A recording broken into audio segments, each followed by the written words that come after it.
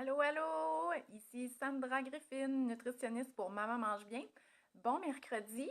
Donc, cette semaine, je veux parler aux mamans qui sont en congé de maternité. Donc, 10 heures, c'est l'heure parfaite pour ça.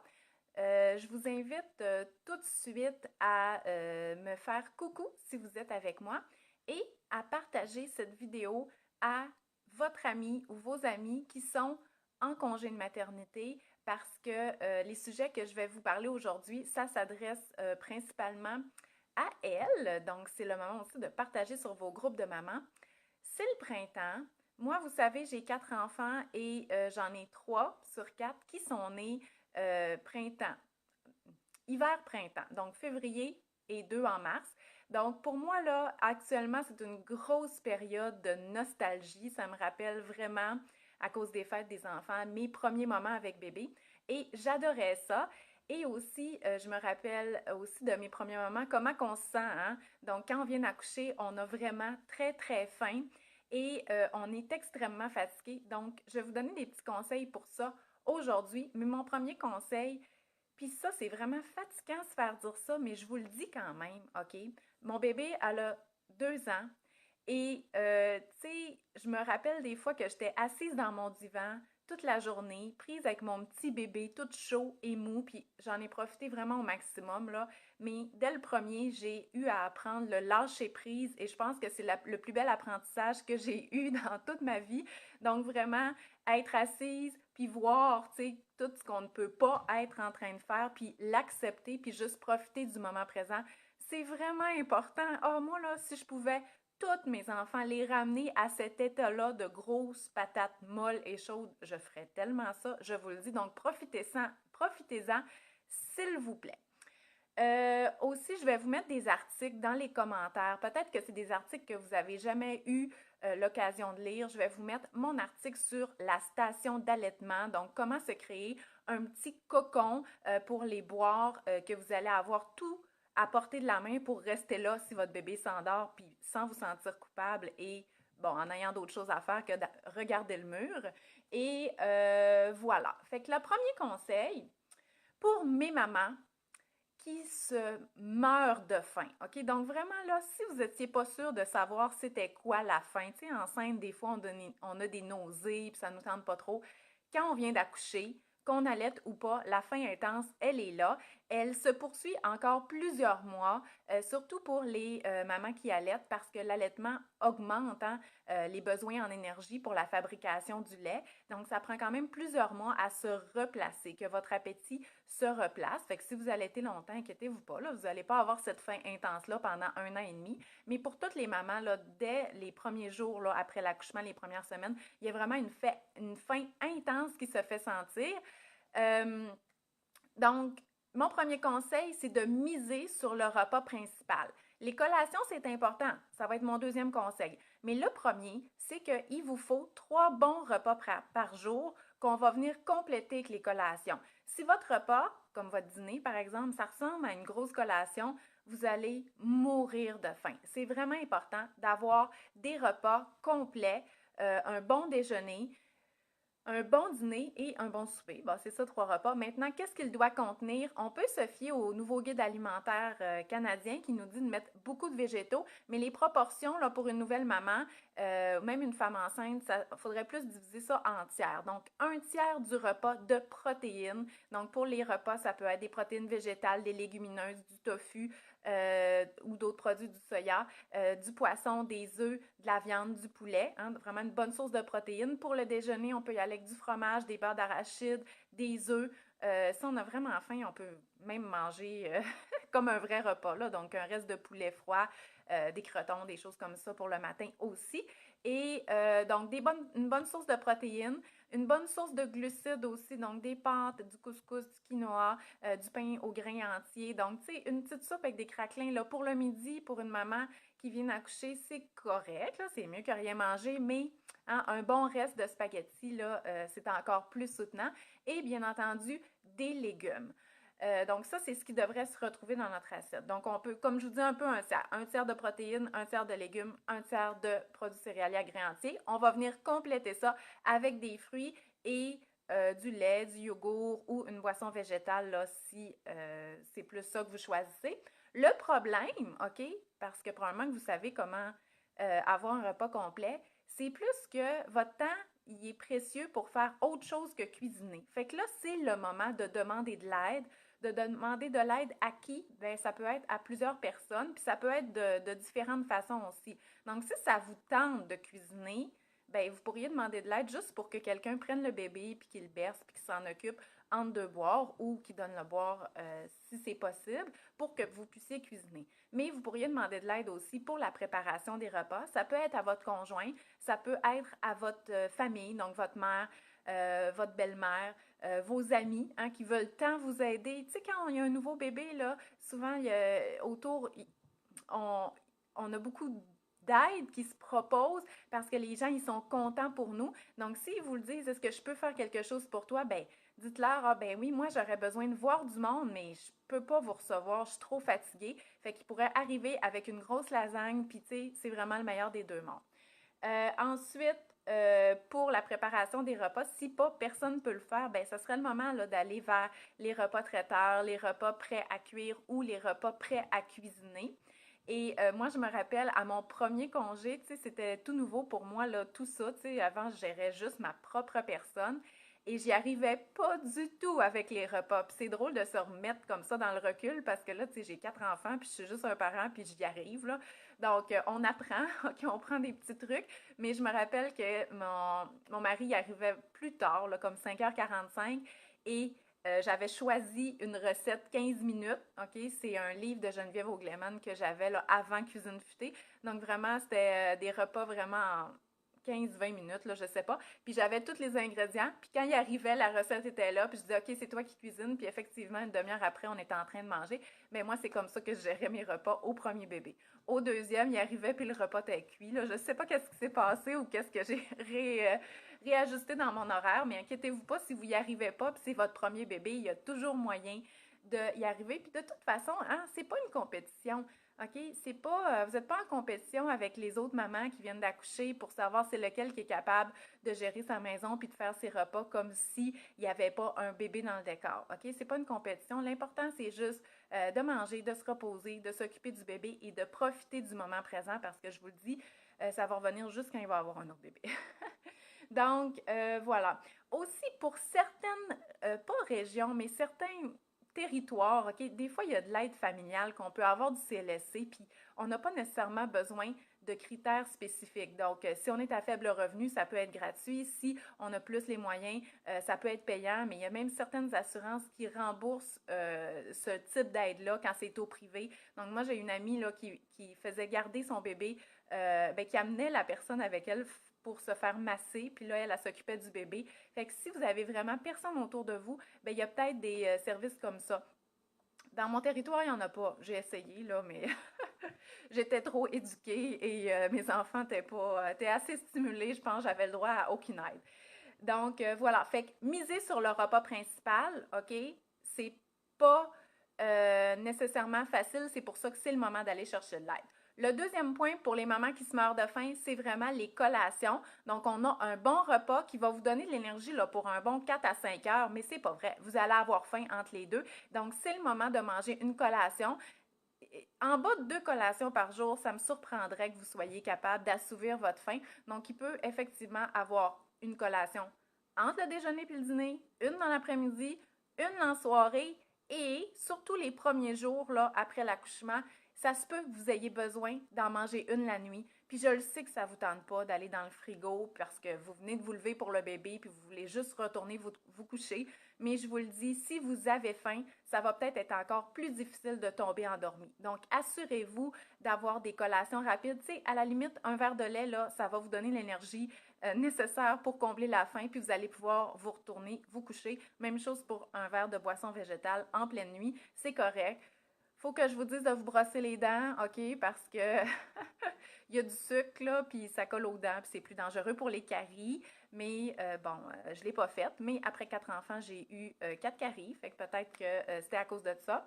Et voilà. Fait que c'est quoi que ça contient une collation? C'est pas juste une pomme, là. OK? Une collation, il faut que ça soit soutenant. Donc, un mélange de glucides, de protéines. On va essayer en premier lieu d'y aller avec des produits non transformés qu'on va mettre nous-mêmes ensemble. Des fruits avec des noix, du fromage avec un fruit, du fromage et des craquelins, du yogourt, des céréales sèches avec des noix et des fruits secs. Donc, ce type de collation-là qu'on met là en place. Sinon, on peut faire des collations maison qu'on va congeler. On les congèle parce qu'on fait des doubles recettes où il y a une recette de Ricardo que moi je suggère aux mamans là, de faire avant l'accouchement. Ça s'appelle muffin double son. C'est une recette qui fait 48 muffins. Fait que vous faites la recette, vous congelez ces 48 muffins-là et vous allez les avoir là, pour vos fringales. Donc, congelez tout ça. Muffins, galettes, biscuits, boules d'énergie. Vous faites des grosses batches et vous congelez.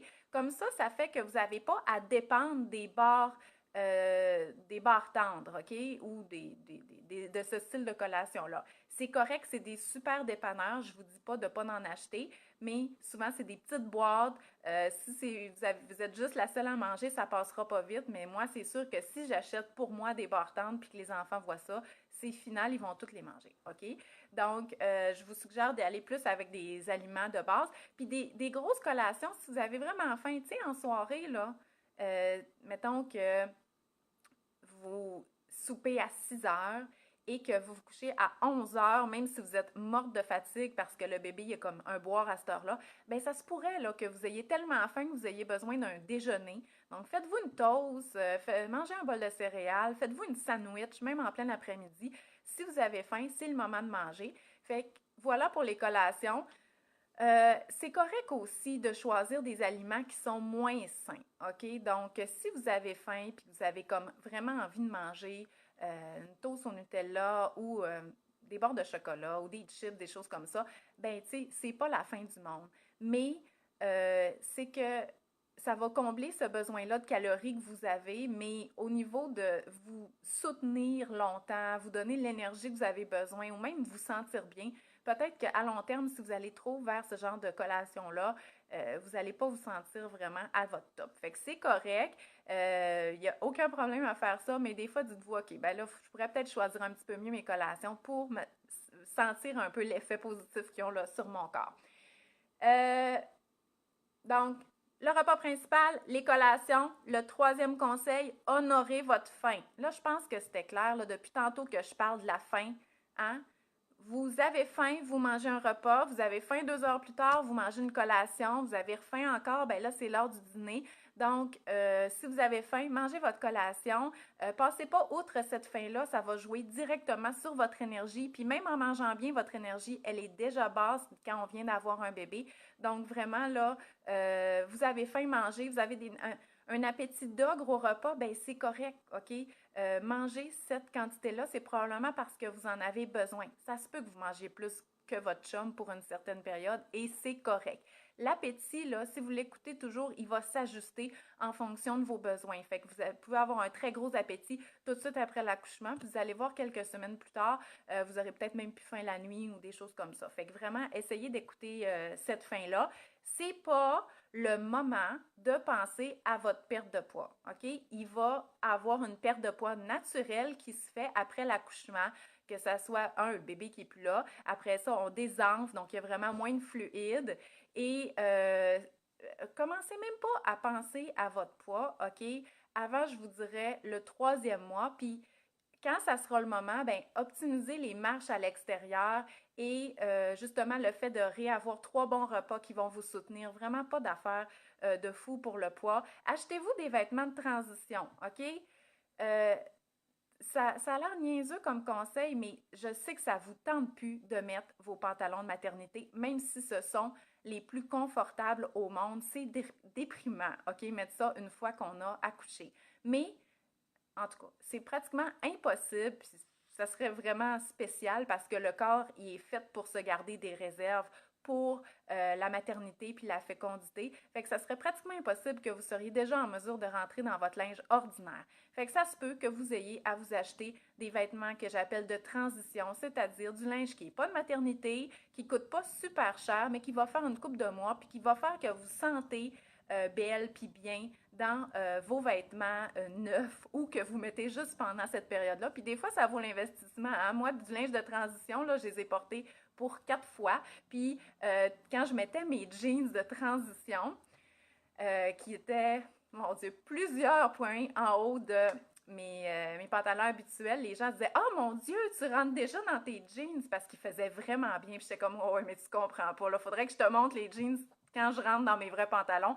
Combien plus grands qu'ils sont. » Mais vous voyez, les gens, ils voient pas, fait qu'on se sent bien dans ce temps-là. Fait que du linge de transition, c'était même pas un de mes conseils, c'était vraiment plus pour vous faire sentir bien. Donc, on honore la fin.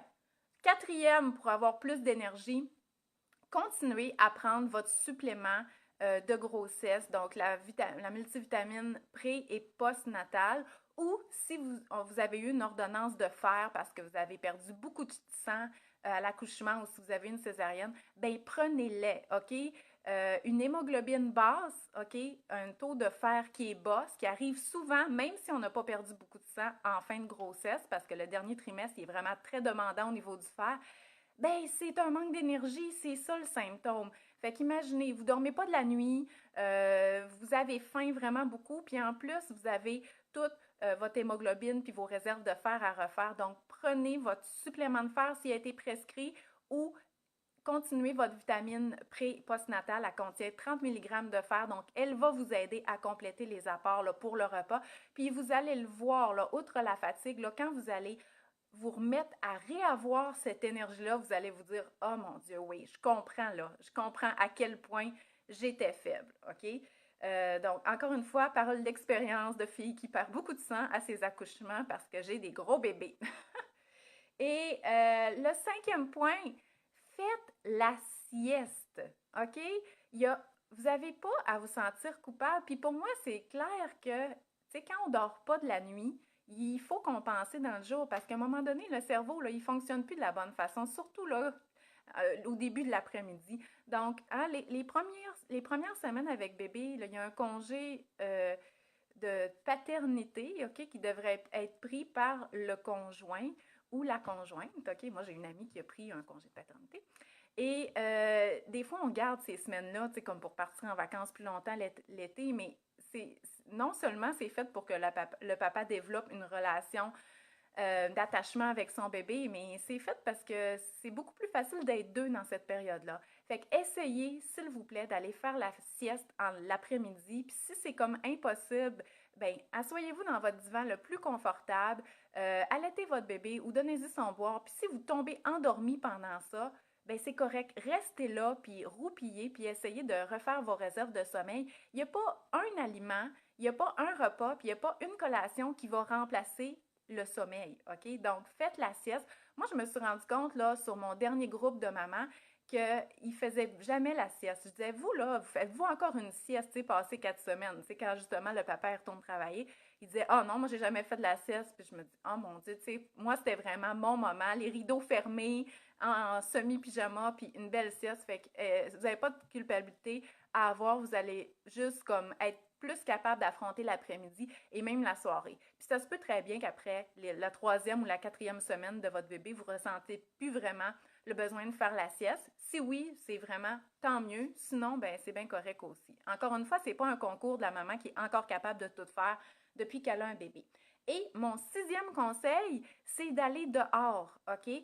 Euh, Je sais, des fois, c'est beaucoup de travail, surtout quand c'est l'hiver et qu'il faut habiller beaucoup le bébé. Il faut s'habiller, il faut habiller le bébé. Tu sais, là-dedans, il y a eu un boire avant, il y a eu un changement de couche. Puis tu te dis, ah, je vais-tu vraiment tout faire ça pour aller me promener 30 minutes dehors? Bien, je vous le suggère parce que vous allez avoir l'impression d'avoir fait quelque chose dans votre journée. Puis déjà, ça, c'est encourageant. Et bon, je suis pas la spécialiste du sommeil des bébés, mais il paraît que le fait de voir le soleil, là, ça l'aiderait pour le bébé.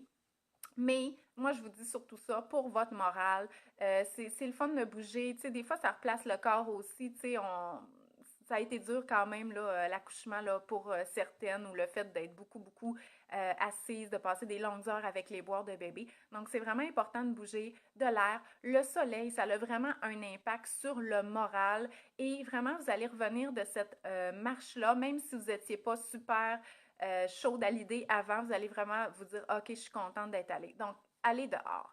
Donc, c'était mes conseils pour les mamans qui viennent d'accoucher. C'est des conseils aussi même pour les mamans qui sont en congé de maternité et que le bébé a plusieurs mois. Donc, assurez-vous d'avoir des repas complets. Mangez des collations si vous avez faim. Écoutez votre faim. Allez dehors, faire la sieste en même temps que bébé. Donc, c'est sûr que là, je vous l'avoue, là, moi, quand mes bébés, il y avait 3, 4, 5 mois, je faisais plus de sieste là, dans l'après-midi. Mais en tout cas, si jamais vous ressentez ce besoin-là, ben pourquoi pas.